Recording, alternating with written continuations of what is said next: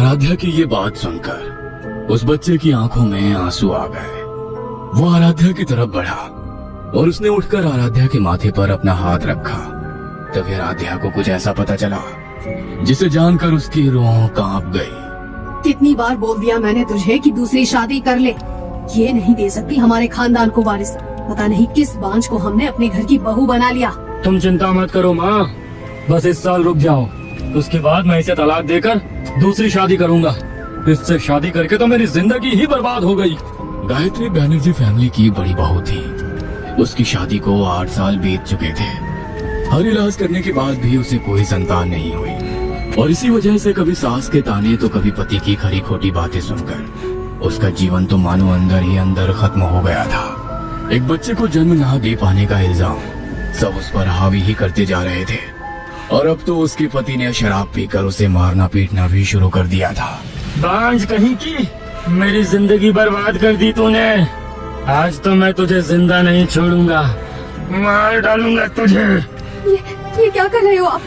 छोड़ दो मुझे। श्याम ने कसकर गायत्री का गला दबा दिया।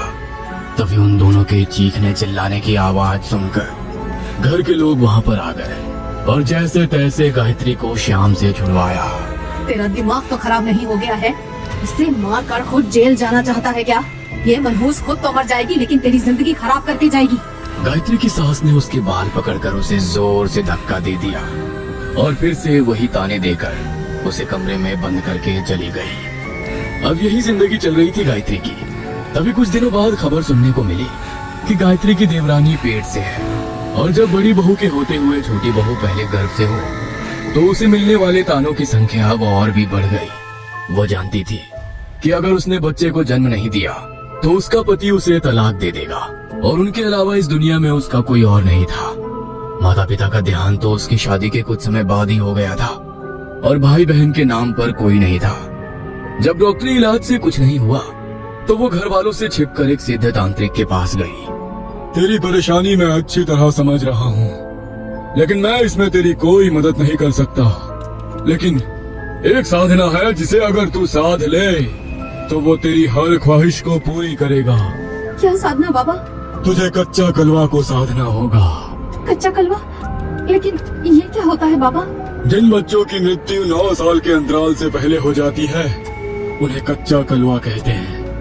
उनकी साधना करके उनसे जो चाहे वो सब कुछ प्राप्त कर सकते हैं। मैं अपने बच्चे के लिए कुछ भी करने को तैयार हूँ बाबा। बताइए मुझे क्या करना होगा? जब छोटे बच्चों की मृत्यु हो जाती है तो उनके शव का अंतिम संस्कार नहीं किया जाता। उनके शरीर को मिट्टी में दफना दिया जाता है जिससे उनकी साधना की जाती है।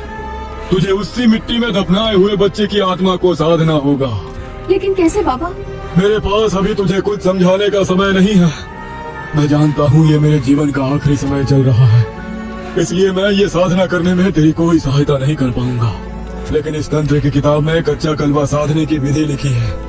उस विधि से तू उसकी साधना करना और उसे साध कर दुनिया की जो भी खुशी तुझे चाहिए वो उससे मांग लेना। वो तुझे सब दे देगा। लेकिन इस बात का खास ध्यान रखना कि जिस कब्र को तू खोदेगी वो एक छोटे बच्चे की हो। गायत्री के दिमाग में अब ये बात बैठ गई। अब वो हर दूसरे तीसरे दिन कब्रिस्तान के पास जाकर चक्कर लगाने लगती और देखती कि कहीं किसी ने अपने मरे हुए बच्चे को दफनाया है या नहीं।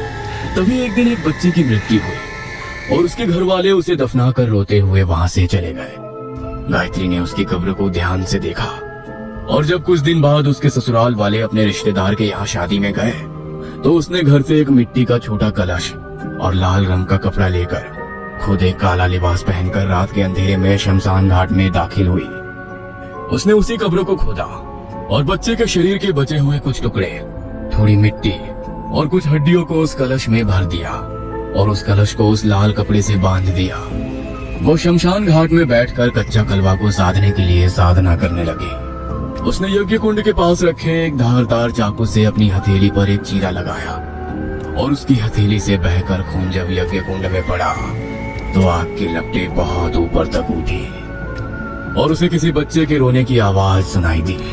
बच्चे की रोने की आवाज सुनकर वो अचानक डर गई। तभी वहां पर रखा वो कलश जिसमें उसी मृत्यु बच्चे की हड्डियां और शरीर के टुकड़े थे अचानक हवा में उड़ने लगा और बच्चे के रोने की बहुत तेज चीख के साथ सब कुछ अचानक से शांत होकर वो कलश उसके पास आ गया। वो उस साधना को करके बहुत खुश थी कि अब वो भी माँ बन पाएगी। उसने उस कलश को अपने पल्लू में छुपाया और रात के लगभग 3 बजे अपने घर में दाखिल हुई। घर के सब लोग शादी में गए थे तो उससे सवाल करने वाला भी कोई नहीं था। घर आकर वो सबसे पहले अपने कमरे में गई। उसके कमरे में कुछ तंत्र का सामान बिखरा हुआ था। उसमें से उसने सिंदूर उठाया और कलश पर एक अजीब सा निशान बना दिया। उसने किताब में लिखा एक मंत्र बोला और कलश को लेकर वो सीधी अपने आंगन में गई और वहां की मिट्टी खोदकर उसने उस कलश को वहीं दबा दिया। वो उसे मिट्टी में दबाकर घर के अंदर जाने लगी। तभी उसे पीछे एक बच्चे की आवाज सुनाई दी। मैं यहाँ पर अकेला नहीं रहना चाहता, तुम मुझे भी अपने साथ ले जाओ ना। गायत्री ने तांत्रिक बाबा द्वारा दी गई उस तंत्र की किताब में कच्चे कलवे को सिद्ध करने की विधि को तो पढ़ लिया था, लेकिन वो ये पढ़ना भूल गई थी कि अगर साधना पूरी होने के बाद और कलश को मिट्टी में गाड़ने के बाद चाहे कुछ भी हो जाए, लेकिन उसे पीछे मुड़कर नहीं देखना है। लेकिन जब उसके कानों में वो आवाज पड़ी तो उसने पीछे मुड़कर देख लिया। 2 दिन बाद उसके परिवार वाले शादी से वापस घर आए तो उनके होश उड़ गए। गायत्री का पूरा शरीर नीला पड़ चुका था और उसकी जीभ भी बाहर को लटक कर आई हुई थी। वो इतनी भयानक लग रही थी कि घर वाले उसे देखने की भी हिम्मत नहीं कर पा रहे थे। पुलिस इन्वेस्टिगेशन के लिए आई, लेकिन उसकी मौत के साथ साथ ये देखकर चौंक गई कि उसके कमरे में तंत्र मंत्र का इतना सारा सामान बिखरा हुआ है। अच्छा ये बताइए, ये शुरू से ही इस तरह की तंत्र मंत्र करती थी या इनकी दिमागी हालत ठीक नहीं थी? इस तरह का केस तो हमने पहली बार देखा है। इनकी हालत देखकर हमें कुछ सामान्य नहीं लग रहा। हमने बहुत बार समझाने की कोशिश की थी इंस्पेक्टर साहब, लेकिन इसने हमारी बात कभी नहीं मानी। पता नहीं हर समय बस इस काले जादू में ही लगी रहती थी, इसी में इसकी जान भी है। देखिए इनकी जान किसने ली है और किसने नहीं वो तो हम पता लगा ही लेंगे। रघु, बॉडी को पोस्टमार्टम के लिए भेज दो।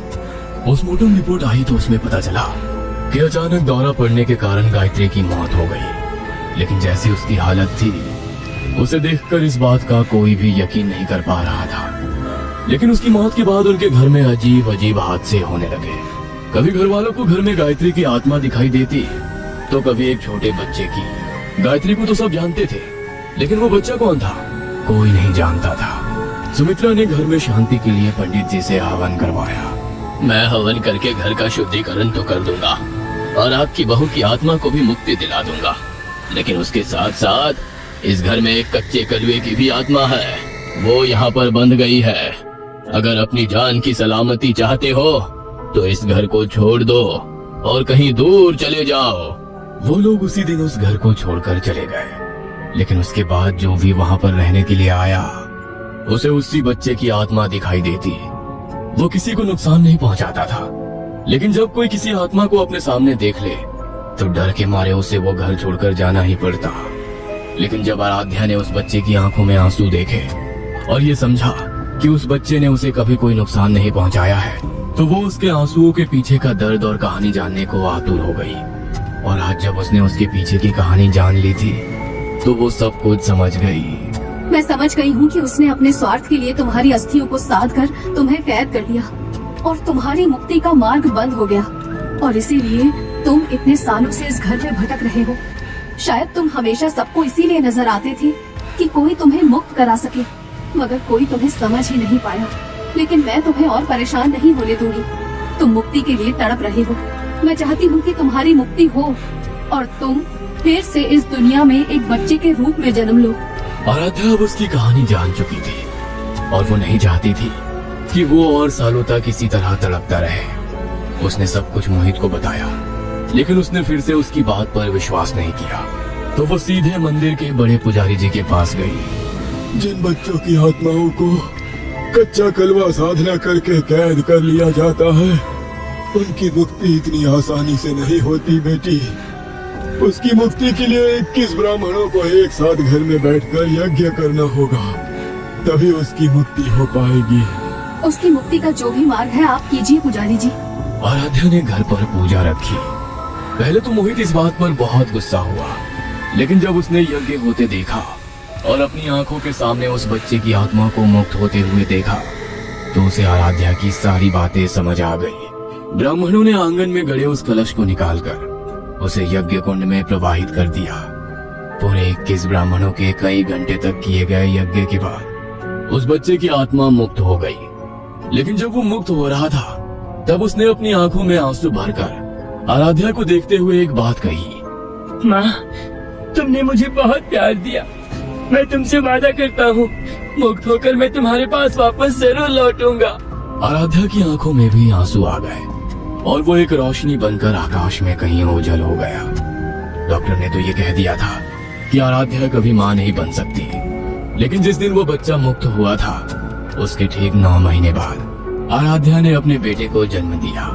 वो समझ गई थी कि वही बच्चा लौटकर उसके पास आया है। उसके दुलार के लिए तरसता वो बच्चा अब उसकी गोद में खेलकर खिलखिला रहा था और डॉक्टर भी आराध्या का ये मिरेकल केस देखकर हैरान थे। लेकिन इसके पीछे की सच्चाई तो सिर्फ आराध्या ही जानती थी। ये कहानी आपको अच्छी लगी हो तो हमें सब्सक्राइब करें, हमारा इंस्टाग्राम और फेसबुक पेज जरूर फॉलो करें। और हाँ दोस्तों, सब्सक्राइब करना भूलना मत।